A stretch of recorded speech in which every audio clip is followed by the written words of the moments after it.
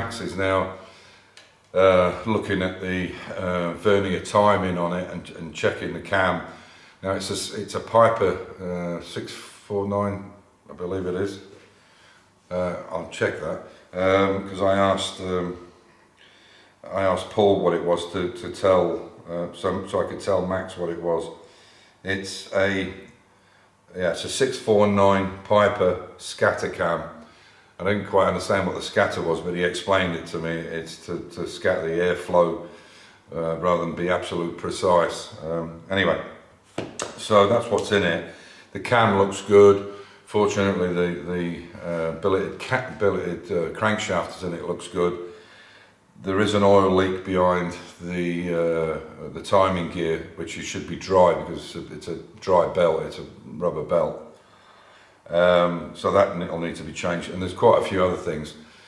But the crank and the shells look really good. On a normal road car, you would probably put them back, but on a race car, under the tolerances and the strength and the strain it's going to be, we'll probably just put new shells in it because it's not even worth thinking about. For the price of the shells, we'll just do it anyway.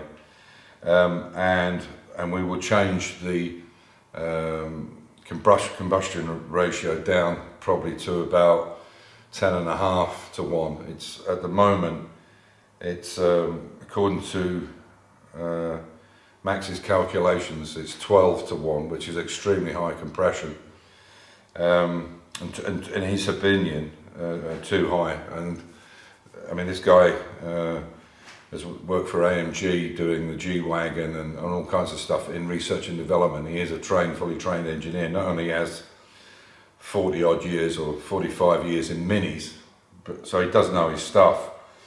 So I'm going to go with his recommendations. One of the other recommendations he made as well is that we get rid of the water pump and we use an electric pump, because the problem with the water pump is it's a road engine pump, and after a certain amount of RPM you're going to get cavitation in that pump, so it's not pumping as efficiently as it should.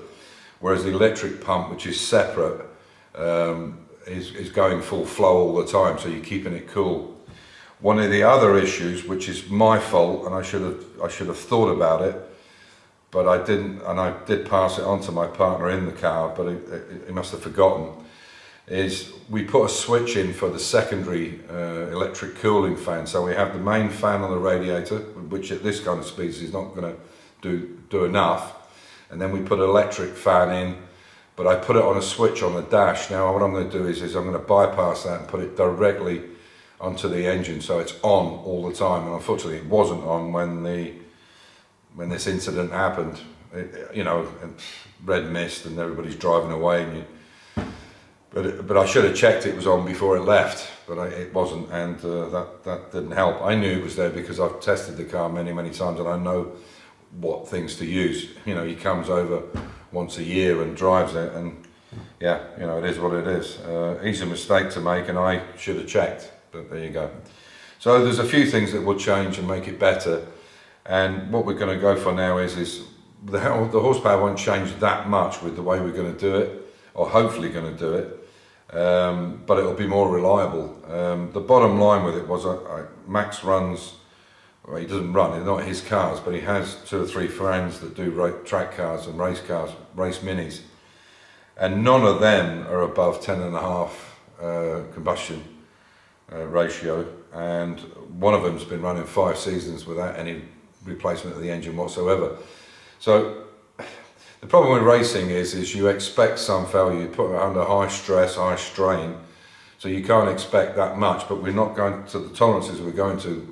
We're not doing it professionally. This is a pure old man's hobby, amateur, and we don't need that. So I would like to have some reliability out of it. I certainly don't want to be doing this again in the next 3 or 4 years. So we'll go for reliability, but still keep the horsepower up a little bit. And with a better diff, we can go a little bit quicker anyway. So you can see there where the damage a bit. You can see most of it is what's burnt away from the piston. So how much is done to the bore, I don't know, but that's a build-up of the piston melting. So once they hone it down, maybe we can see. Maybe we can save it. I don't know. But even there, you can see it started on that side, on the top.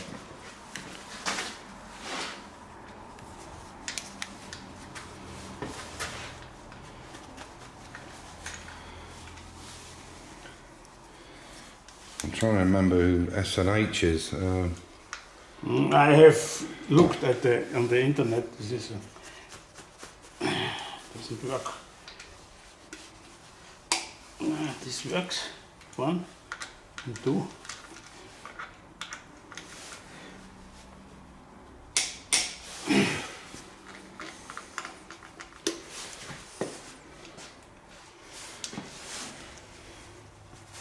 Three, 4. Now it works. Yeah, no way with an Allen key though. Yeah, they are not so. They are torque restricting. Yeah.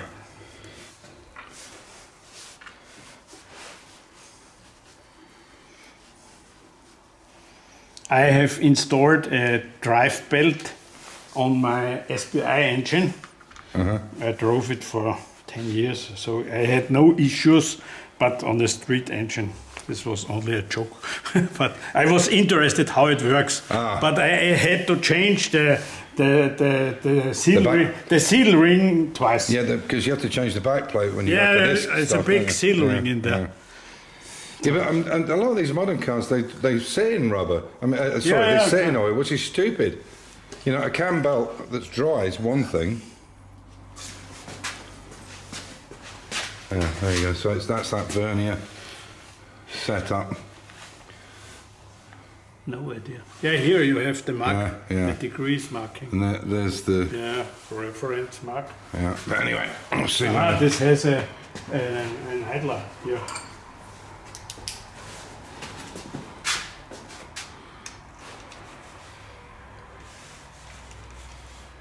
But there's oil weeping out of there, so that's not good. That means that seal's knackered. Yeah. No idea, but maybe. It should be dry behind there. Normally, yes. Well, not when it had a chain on it. Yeah. What do you think of this vernier setup? I mean, I suppose to get precision is quite good, isn't it? I don't know. Or do you think it's a lot of... Is a, I will say, a interesting and maybe good working solution, but I have no bet. The point is that normally you have more accurate timing over time, but especially on the race engine, and maybe it's a little lighter on the driving of the chain, but... Oh, I see what you're saying, yeah. There's not so much friction-wise, certainly, and weight distribution as the centrifugal force goes around, yeah. But this is what costs, I mean... I think so. It looks like, yeah. Oh yeah, look at that. That's the point. That's exactly, because here is no seal. The seal should be inside, and therefore here should be no oil. Oil.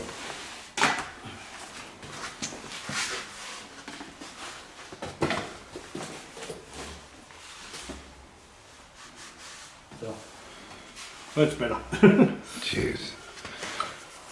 You see, Yeah. and here you can really. That's where that seal is, where those three There Allen should keys behind are, here, because this is an idler gear, Yeah. and there should be a seal behind this wheel and behind this wheel. It's the bottom, yeah, but it's that crankshaft seal that's leaking, isn't it? Yeah, looks like, yeah. Or I have no idea at the moment. I think so. Yeah. I mean, it will congregate down there, but I mean, you can't see any oil dripping anywhere from anywhere else, so it's got to be that. So that belt's going to need a change as well. So the idea is you want to do what now? You want to set this up, but put the flywheel back on. Yeah, to put on the flywheel as an indication, Yeah. and then put in one of the on the first cylinder, normally the inlet valve. Okay. then So you put turn the the push rod engine- back in to see where we are. Only the push rod, Yeah. and then with a measuring clock, Yeah. you can, with a micrometer, Yeah. you can turn the crankshaft on the angle table, and then you see on which gradient is the lobe center angle of the inlet. Right. This timing should be around 105, 110 or whatever, Yeah, I can't depending on the camshaft. Yes. And I have no information about the camshaft, so we should measure it before we remove everything. Right. I can get that measure. I can tell you, or I Yeah, can get it from him.